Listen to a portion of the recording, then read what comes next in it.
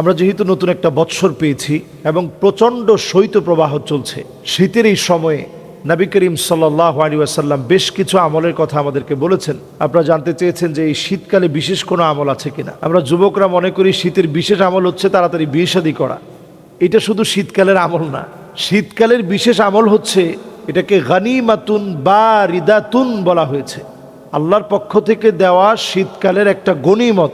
এই সময়ে আসিয়ামু ফিশশিতা গনিমাতুন বারিদা, শীতকালে একটু রোজা রাখা এটা হচ্ছে শীতকালের গনিমত। অন্য হাদিসের ভিতরে আসছে রবিউল মুমিন, এটা মুমিনদের জন্য হচ্ছে বসন্তকাল। এই সময়ে আপনি রোজা রাখবেন, রোজা রাখার চেষ্টা করবেন।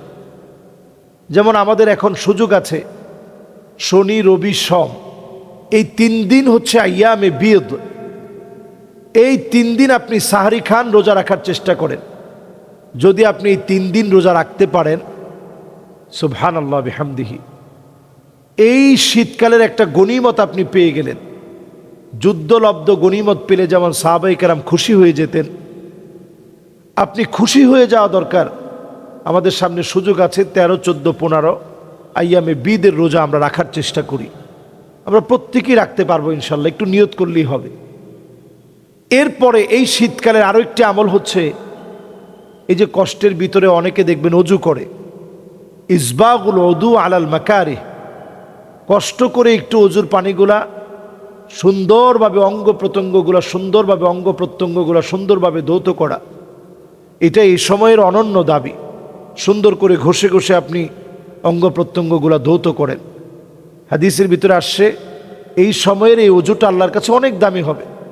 এবং অজুর এই পানিগুলা গুররান মুহাজ্জালিনা মিনাল ওযু, এই পানিগুলা জকজক করে উঠবে, চকচক করে উঠবে। নবীজি অজুর এই পানিগুলো দেখে আপনাকে আমাকে চিনবেন। কাজেই এই সময়ে সুন্দর করে অজু করা, সুন্দর করে অজু বানায়া নামাজ পড়া, এটা গনিমত লাভ করার মতো। এজন্য আমরা এই শীতকালের সময়টাকে কাজে লাগাবো। আমরা কোরআনুল কারীম তেলাওয়াত করব, জিকির আজকার করব, ঠান্ডা থেকে বেঁচে থাকার চেষ্টা করব। এবং এই সময়টাতে আমরা যেভাবে রোজা রেখেছি, রোজা রাখার পাশাপাশি জামাতের সাথে নামাজ পড়ব।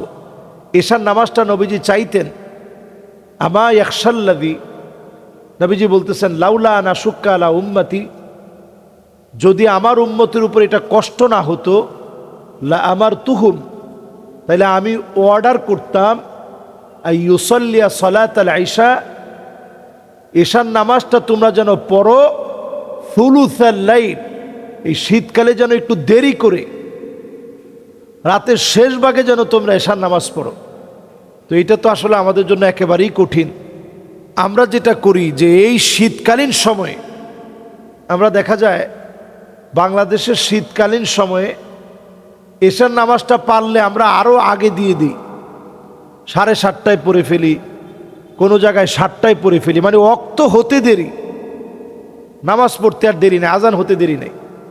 অথচ এই সময়টাতে আমাদের উচিত একটু বেশি পরিমাণে আমরা পারলে জিকির আজকার করে এশার নামাজটা একটু দেরিতে পড়ব।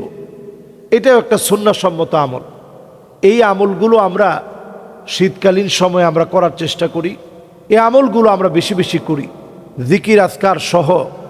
আমরা এই সময়টাকে গনিমত মনে করে আমলের মধ্য দিয়ে কাটানোর চেষ্টা করি। আল্লাহ রাব্বুল ইজ্জাতুল জালাল আমাদের আমলগুলো কবুল করুক, শীতকালকে আমাদের জন্য গনিমত বানিয়ে দিক। আসসালামু আলাইকুম ওয়া রাহমাতুল্লাহি ওয়া বারাকাতুহু।